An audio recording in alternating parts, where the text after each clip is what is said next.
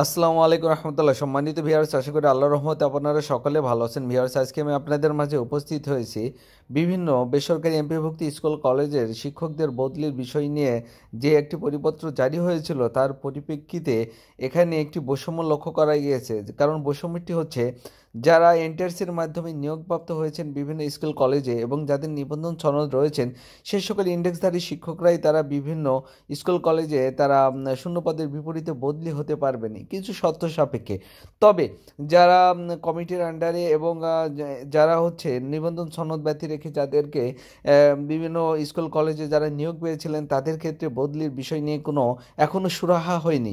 তবে যার পরিপ্রেক্ষিতে এখন সর্বজনীন বদলির বিষয়টি নিয়ে শিক্ষকরা তারা সর্বজনীন বদলির বিষয়টা নিয়ে বিভিন্ন ক্ষেত্রে তারা আলোচনা এবং সমালোচনা এবং বিভিন্ন ক্ষেত্রে মানববন্ধন কর্মসূচি পালন করতেছেন। তার পরিপ্রেক্ষিতেও এখনও তাদের বিষয় নিয়ে কোনো সিদ্ধান্ত উপনীত হতে পারে নাই। তবে আজকে 19শে জানুয়ারি আপনারা জানেন যে সর্বজনীন বদলির বিষয় নিয়ে শিক্ষকরা তারা মানববন্ধন কর্মসূচি পালন করেন, কিন্তু তাদেরকে আশ্বাস দিলে সর্বজনীন বদলির বিষয় নিয়ে আশ্বাস দিলে শিক্ষকরা কর্মসূচি থেকে তারা অব্যাহতি নেন।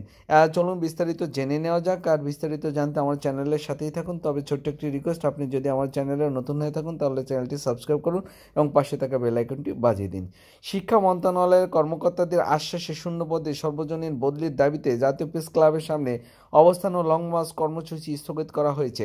সব ইন্ডেক্সধারী শিক্ষকদের বদলির আওতায় আনতে শিগগিরই একটি প্রস্তাবনা তৈরি করে শিক্ষা মন্ত্রণালয় এনটিআরসি জমা দেওয়ার জন্য বলা হয়েছে। রোববার 19শে জানুয়ারি দুপুরে বদলি প্রত্যাশী শিক্ষকদের এমন আশ্বাস দেওয়া হয়। এর আগে শিক্ষকদের পক্ষে 7 সদস্যের একটি প্রতিনিধি দল শিক্ষা মন্ত্রণালয়ের আলোচনায় যায়।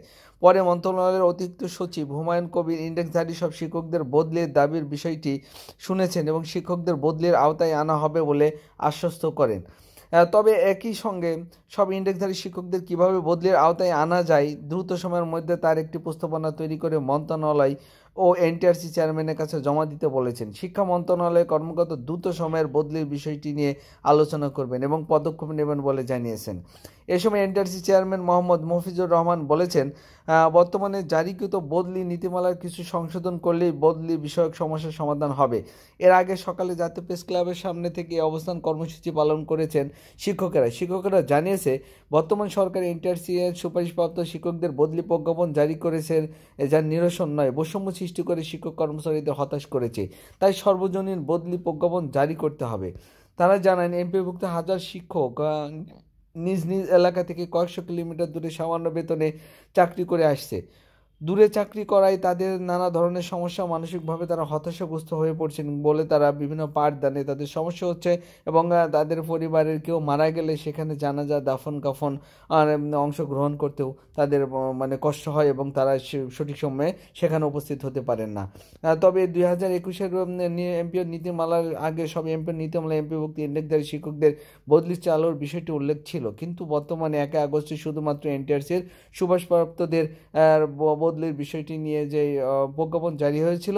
তবে আজকে শিক্ষা মন্ত্রণালয়ের আশ্বাসে তারা মানে এক কথায় সমগ্র বদলির বিষয়টি নিয়েই তারা একটি গুরুত্বপূর্ণভাবে চিন্তা করে যাচ্ছেন এবং এটারই বাস্তবায়নের চেষ্টা করতেছেন।